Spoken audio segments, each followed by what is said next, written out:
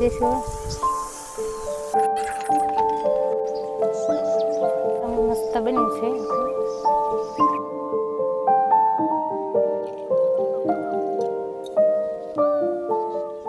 Hello नमस्कार मित्रों, नवा रेसिपी विडियो में आपनु स्वागत है। तो आज आपने कंईक अलग ज रेसिपी बनाववानी छे। आज आपणे गुवारनुं शाक बनाववानुं छे अने तेमां दही नाखवानुं छे। तो कंईक अलग ज रीते गुवारनुं शाक बनाववानुं छे। तो तमे विडियो पूरो जोजो अने विडियो तमने गमे तो लाइक अने सब्सक्राइब जरूर करजो। तो जो आपणे गुवारनुं शाक बनाववानुं छे ए ते दहीवाळुं गुवारनुं शाक बनाववानुं छे। तो आपणे केवी रीतना बनावी तेम जोजो विडियो। तो आपणे जो गुवार लई लीधो छे એ રીતે બધો કૂણો કૂણો ગુવાર લીધો છે। આપણે કૂણો કૂણો ગુવાર લેવાનો છે, રઘુવાળો ગુવાર નથી લેવાનો। તો આપણે હવે એને કટિંગ કરી નાખશું। આપણે જો ગુવારનો કટિંગ કરી નાખ્યું છે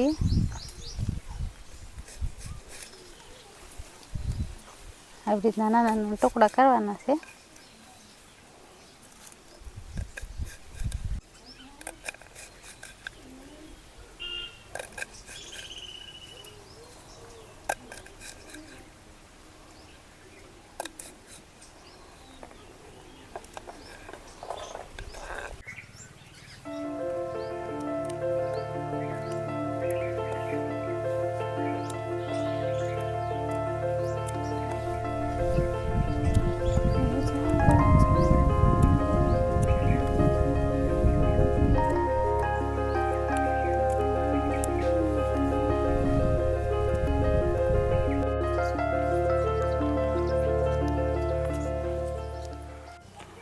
આપણે જો ગુવાર કાપી નાખ્યો છે તો ઝીણા ઝીણા કટકા કરી લીધા છે। જોઈ શકો છો તમે આવી રીતના કટકા કરી નાખવાના છે।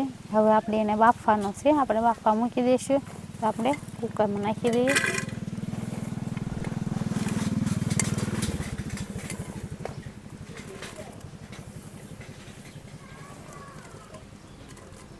એમાં આપણે પાણી નાખી દઈશું।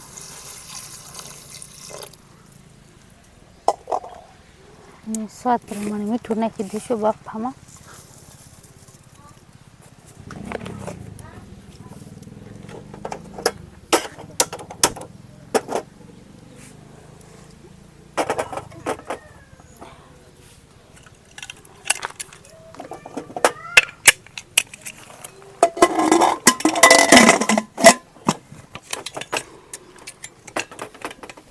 આપણે જો આ મરચાં ટમેટાં મોણ નાખવાનું છે અને આ આપણે લસણ લીધું હતું એ ખાંડી નાખ્યું છે અને આ કોથમરી મોણ નાખી છે। તો આપણે ટમેટાને મોણ નાખી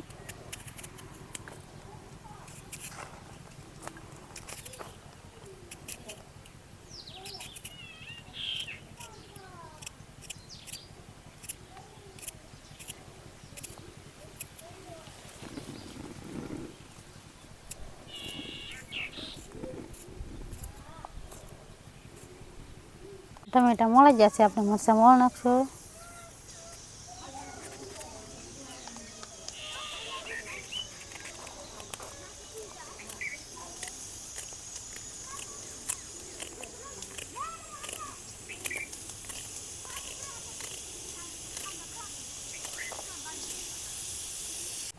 આપણે જો ગુવાર ચડી ગયો છે જોઈ જોઈ।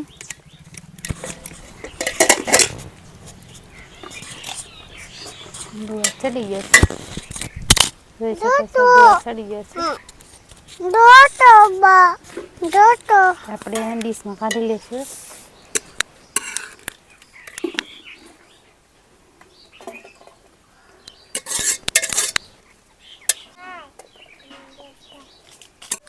આપણે જો ગુવાર બફાઈ ગયો છે તો હવે આપણે શાક બનાવી નાખવી।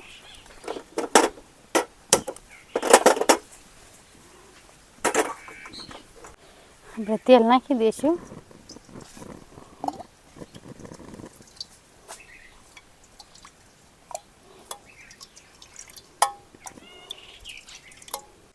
જીરું નાખી દઈએ। આપણે અજમા લઈ લીધા છે, અજમા પણ નાખી દઈશું। પછી આપણે આ લસણ અને મરચાંની પેસ્ટ છે નાખી દઈશું।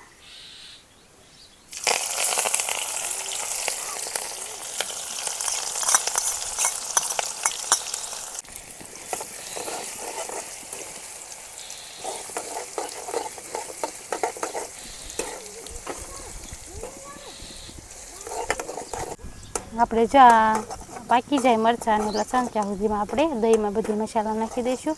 જો આ દહીં લઈ લીધું છે, એ પણ મોવું લેવાનું, ખાટું નહીં લેવાનું. અને એમાં ધાણા જીરું નાખી દીધું, હળદર, આ ખાંડેલું મરચું નાખ્યું છે, લસણમાં હારું મિક્સ ખાંડેલું મરચું, પછી મીઠું નાખી દઈએ સ્વાદ પ્રમાણે.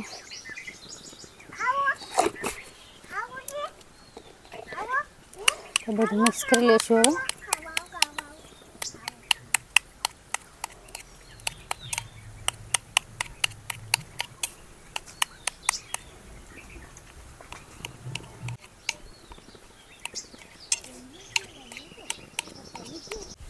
આપણે ચા દહીંનું બધું મિક્સ કરી લીધું છે, મસાલો એ નાખી દઈશું હવે.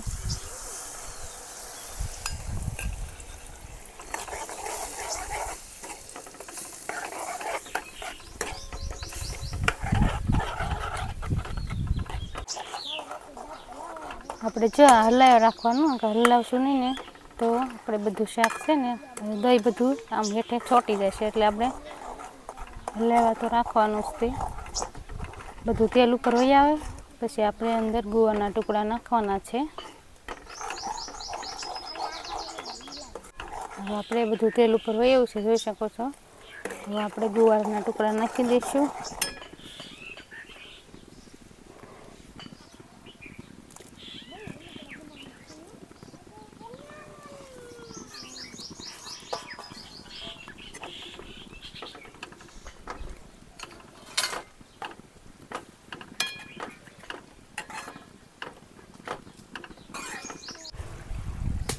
બધું શાક બનીને કમ્પ્લીટ થઈ ગયું છે, તો કોથમરી નાખી દઈશું.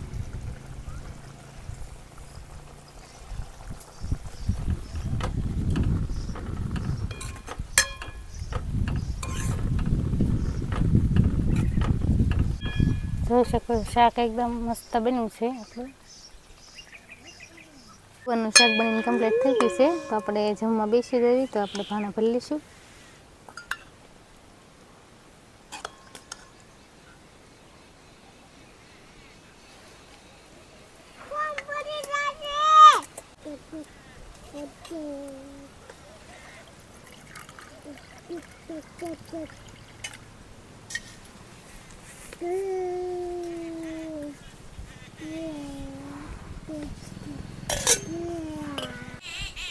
આપણે જો ગુવારનું શાક અને રોટલા અને છાશ કમ્પ્લીટ થઈ ગયું છે, તો હાલો આપણે જમી લેવી, બપોરા કરવા.